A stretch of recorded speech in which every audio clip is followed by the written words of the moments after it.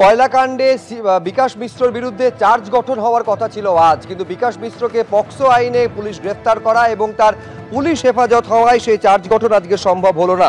আসানসোল কোর্টে গড় হাজির থাকলেন, কয়লা পাচার মামলায় অধরা রইল চার্জ গঠন। পক্সো মামলায় কালীঘাট থানার পুলিশের হাতে গ্রেফতার হন বিকাশ মিশ্র। লালা সহ 48 জন অভিযুক্ত হাজিরা দিলেও গড় হাজির বিকাশ মিশ্র। পক্সো মামলায় পুলিশ হেফাজত হওয়ায় ভার্চুয়ালি গড় হাজির রইলেন বিকাশ মিশ্র।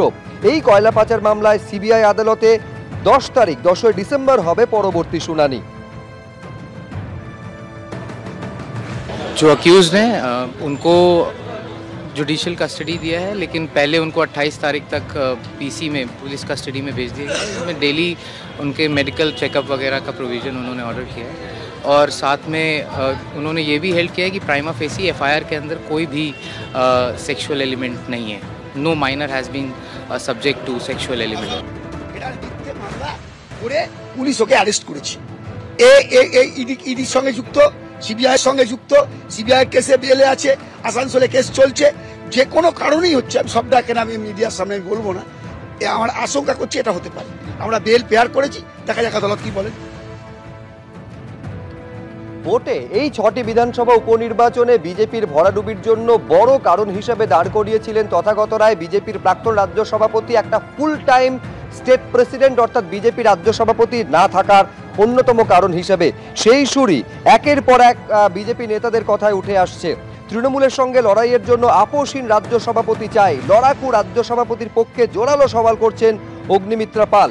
এখন এইখানে প্রশ্ন উঠছে যে তাহলে কি এইটা বোঝাতে চাইছেন অগ্নিমিত্রা পাল যে সুকান্ত মজুমদার কম্প্রোমাইজিং? প্রশ্ন উঠছে। উনি অনেক বড় লিডার আমাদের, উনি সাংসদ, উনি অনেক কথা বলতেই পারেন। আর ওনার নিজের স্টেটমেন্ট উনি দিয়েছে।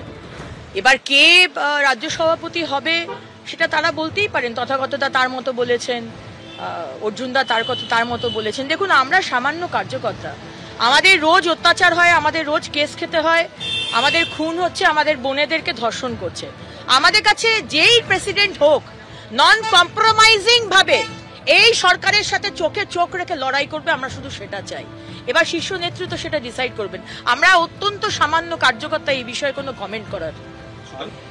আমাদের পার্টির চাণক্য কে সেটা বলবো না, আমরা আমাদের শীর্ষ নেতৃত্বের নির্দেশে চলছি এবং আমাদের মাননীয় প্রধানমন্ত্রী রয়েছেন, মাননীয় স্বরাষ্ট্রমন্ত্রী রয়েছেন, আমাদের সাধারণ সম্পাদক সংগঠন সর্বভারতীয় বিএল সন্তোষজি রয়েছেন। তো সবাই মিলে ইটস আ টিম ওয়ার্ক। এখানে কোনো একটা মানুষের চাণক্যের বিষয়ে, বিজেপি এত বড় একটি পার্টি, আপনি তো দেখলেন যে আজকে মহারাষ্ট্রেতে যে আমাদের যে বিশাল জিত হলো, সবাই তো ভেবেছিল যে মহারাষ্ট্রতে হয়তো আমাদের জিত হবে না, কিন্তু দেখিয়ে দিল, তো পার্টি দেখিয়ে দিল, সংঘ দেখিয়ে দিল যে একসাথে কাজ করে কিভাবে করা যায়। সুতরাং এখানে it's completely a team work. সবাই মিলে একসাথে 26-এ আমার দৃঢ় বিশ্বাস সরকারের পরিবর্তন হবে। উপনির্বাচনে ভরাডুবির পরেও বিজেপি রাজ্য সভাপতি সুকান্ত মজুমদার দাবি করেছেন যে 2026-এ তারাই ক্ষমতায় আসবেন। আর এখানেই প্রশ্ন তুলছেন অর্জুন সিং। তিনি বলছেন দলের যা অবস্থা, সংগঠনের যে অবস্থা, তাতে 26-এ কিভাবে সরকার গঠন করা সম্ভব। রাজ্য নেতৃত্বে বদলের দাবি তুলে কি বললেন অর্জুন সিং, দেখুন। ভোট হলে তো ভোট কেউ দেবে না দেবে, যেখানে যে বুথে আমাদের লোক বসে আছে সেখানে ভোট পড়েছে, ধরো 70টা পেয়েছে বিজেপি, তো 110টা পেয়েছে তৃণমূল। আর যেখানে বুথে লোক নেই, ভোটটাই পড়েছে 200, মানে মানুষ ভোট দিতে যায়নি।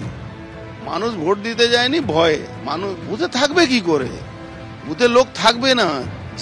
যে ইনফ্রাস্ট্রাকচার দরকার আছে সেই ইনফ্রাস্ট্রাকচার আমরা করতে, ওই যেটা বলে না, ওই বুথে ভূত আছে, মানুষ নেই। যে লোকটা মারা গেছে সে লোকের ভোট হয়ে যাচ্ছে, আর আমাদের লোকরা ওখানে বসে না, ভয় দেখিয়ে দিচ্ছে, গুন্ডামি করছে। আর ইনফ্রাস্ট্রাকচার ডেডিকেশন তৈরি করা দরকার। সে পার্টির প্রতি যে ডেডিকেশন হবে, ওসব নামে এজেন্ট বসিয়ে দেওয়া হয়েছে। ওরা যায়, বসে, আবার চান করতে চলে যায়, খেতে চলে যায়, ভোটের দিন। দলকে বুঝতে হবে বাংলায় ভোট হয় না, ভোট করাতে হয়। আমি যেটা ফিল করি, আমরা বুঝাতে পারি না বা বুঝাতে পারছি না, বা তারা বুঝতে পারছে না কি বাংলায় ভোট হয় না, ভোট করাতে হয়। দেখুন, এই প্রশ্ন উঠতে শুরু করেছে যে পরপর বিধানসভা উপনির্বাচনে এমনকি নির্বাচনে পর্যন্ত এই ভরাডুবি বিজেপির হচ্ছে কি কারণে। প্রাক্তন রাজ্য সভাপতি বিজেপির তথাগত রায় একেবারে কারণ হিসেবে তুলে ধরেছিলেন যে পশ্চিমবঙ্গের মতন একটা রাজ্যে বিজেপির কোনো পূর্ণ সময়ে রাজ্য সভাপতি নেই। কি বলেছিলেন তথাগত রায় দেখুন। পশ্চিমবঙ্গের মতন এরকম কঠিন রাজ্যে একটা পূর্ণ সময়ের সভাপতি নেই, এইটা আমি কিছুতেই হজম করতে পারছি না। একটা পূর্ণ সময়ের সভাপতি নেই, অমুকের জন্য অমুকটার জন্য অপেক্ষা করছি, তমুকটার জন্য অপেক্ষা করছি, এগুলো কোনোটাই আমার কাছে গ্রহণযোগ্য না। এই অবস্থায় দলের কি করে একটা কোনো দিশা থাকতে পারে?